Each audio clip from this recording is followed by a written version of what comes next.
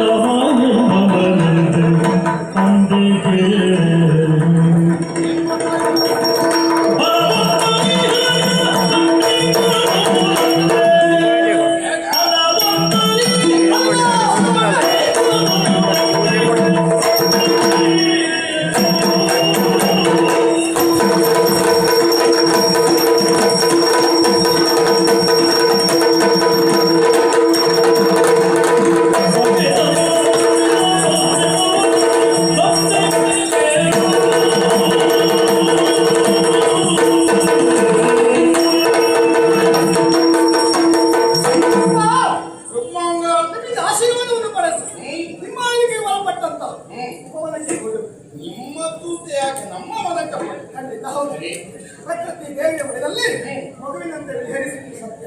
ಅಯ್ಯೋ, ಉದ್ಯಾನದಲ್ಲಿ ವಿಹರಿಸಿದೆ ಎಂತಹ ಮನಕ್ಕಾಸಾಯಗಳು ದೂರವಾಗಿದೆ. ನಮಗೆ ಆಗಿತ್ತು ಅದೇ. ನೀವು ತಿರುಗಿದ್ದು ಉದ್ಯಾನದಲ್ಲಿ ಎಲ್ಲರೂ ನನಗೆ ಅನುಮಾನ. ಬೇರೆಲ್ಲಿಗಾದ್ರೂ ಇಲ್ಲದಿದ್ರೆ ಆಗ ನಿಮಗೆ ಹೀಗ ಅನುಭವನದಲ್ಲಿಂದ ಅನುಭವದಲ್ಲ. ಅನುಭವನದಲ್ಲಿ ಹಿತಕರವಾದ ಅನುಭವ ಆಗಿದೆ. ಮತ್ತು ಮುಂದೆ ಹೋದಾಗ ಹಣೆಯಲ್ಲಿ ಲೇಖನ ಸಾಲಂಕೃತವಾದ ನಮ್ಮ ವಧುವಿನಂತೆ ವಿಶೇಷ ಆವರಣಗಳಿಂದ ಒಳಗೊಂಡ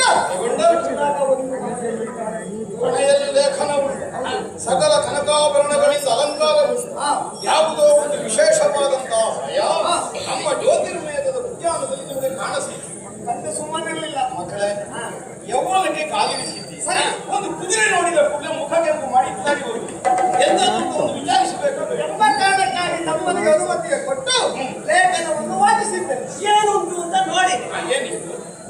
ಕುದುರೆಯ ಹಣೆಯಲ್ಲಿ ಒಂದು ಲೇಖನವಿತ್ತಪ್ಪ. ಲೇಖನವನ್ನು ತೆಗೆದೆ. ಲೇಖನದಲ್ಲಿ ಏನು ವಾಚಿಸಿದಾಗ ತಿಳಿಯಿತು, ಸಾಕೇತಪುರದ ರಾಮಚಂದ್ರನ ಅಶ್ವಮೇಧದ ಕುದುರೆ. ಅಯೋಧ್ಯೆ ಅಶ್ವಮೇಧ ಅಶ್ವಮೇಧ ಕೈಗೊಂಡವರು ದಿಗ್ವಿಜಯಾರ್ಥಿಗಳಾಗಿ ಸುರಗವನ್ನು ದೇಶದ ಮೇಲೆ ಬಿಡಬೇಕಾದದ್ದು ಸಹಜ. ಯಾವ ಉದ್ದೇಶಗಳಿದ್ದಾರೆ? ಒಂದು ಬ್ರಹ್ಮಹತ್ಯಾದೋಷ ನಿವಾರಣೆ ದಿಗ್ವಿಜಯಾರ್ಥವಾಗಿ ಬಂದ. ಆದ್ರೆ ಅದರಲ್ಲಿದ್ದಂತಹ ಲೇಖನವನ್ನು ಏನಿತ್ತು ಲೇಖನದಲ್ಲಿ? ಲೇಖನದಲ್ಲಿ ಇದ್ದದ್ದು ಬಲವುಳ್ಳ ವ್ಯಕ್ತಿಗಳ ಕುದುರೆಯನ್ನು ಕಟ್ಟಿ ಹೋರಾಡುವುದು, ಬಲಹೀನರಾದವರು ಕಪ್ಪ ಕಾಣಿಕೆಯನ್ನು ಕೊಟ್ಟು ಶರಣಾಗತಿ ಹೊಂದಬೇಕು ಎನ್ನುವುದಾಗಿತ್ತು. ಅಯೋಧ್ಯೆಯ ಅಧಿಕಾರಿಯಾದ ರಾಮ ಕೈಗೊಂಡಂತಹ ಅಶ್ವಮೇಧದಲ್ಲಿ ಕ್ಷಾತ್ರ ವರ್ಚಸ್ಸಿಗೆ ಒಂದು ಪಂಥಾಹ್ವಾನವನ್ನು ಲೇಖನದ ಮೂಲಕವಾಗಿ ಪಡೆದಿದ್ದಾರೆ. ನಿಮಗೇನನ್ನಿಸಿತು ಲೇಖನ? ಕ್ಷತ್ರಿಯ ಬಲದ ಹಿಂದ ಕ್ಷತ್ರಿಯ ಕುಮಾರನಾಗಿ ವೀರಮಣಿಯ ಕಂದಮ್ಮಗಳಾಗಿ ಪಂಥಾಹ್ವಾನ ಬರುವುದರ ಹೊರ ಸುರಗವನ್ನು ಕಟ್ಟಿದ್ದೇವೆ, ಯುದ್ಧಕ್ಕೆ ಸಿದ್ಧರಾಗಿದ್ದೇವೆ, ನಿಮ್ಮಿಂದ ಅಪ್ಪಳಿಗಾಗಿ ಬಂದಿದ್ದೇವೆ.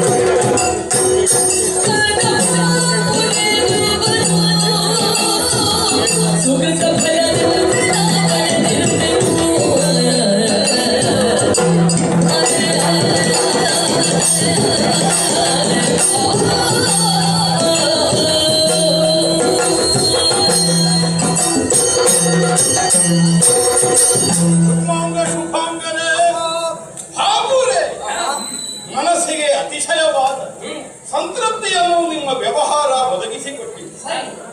ತಂದೆ ತಾಯಿಗಳ ಯೌವನವನ್ನು ಪ್ರೀತಿಸುವುದಕ್ಕಾಗಿ ಮಕ್ಕಳು ಹುಟ್ಟಿಕೊಳ್ಳಬೇಕಾಗುತ್ತದೆ.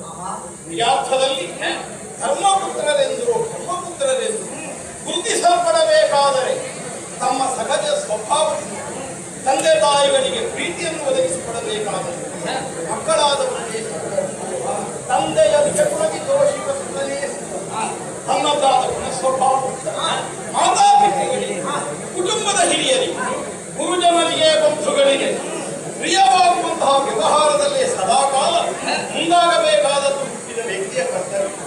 ನಿಜವಾಗಿಯೂ ನನಗೀಗ ಧನ್ಯತಾಭಾವಗಳು ನನ್ನ ವಿಶೇಷ ಮುಖದ ದೇಹದ ಮಕ್ಕಳನ್ನಾಗಿ ನಾನು ಹೊಂದಿದ್ದೇನೆ ಅನ್ನುವಂತಹ ಸಂತೃಪ್ತಿ ನನಗೆ ಬರುತ್ತದೆ. ಯಾಕೆ? ಕೇವಲ ಕ್ಷಾತ್ರ ಸಹಜವಾದ ಒಂದು ಹೋರಾಟದ ಕಣವನ್ನು ನೀವು ಸಿದ್ಧಪಡಿಸಿದ್ದೀರಿ. ಕಾರಣಕ್ಕಲ್ಲ, ಅಲ್ಲದೆ ಇದ್ರೆ ಏನು? ಕ್ಷಾತ್ರ ಪಂಥಾನುಸಾರವಾಗಿ ಅನ್ಯ ದೇಶದವರ ಮೇಲೆ ಆಕ್ರಮಣ ಮಾಡುವ ಪ್ರವೃತ್ತಿ ನಾವು ಹೊಂದಿದವರಲ್ಲ.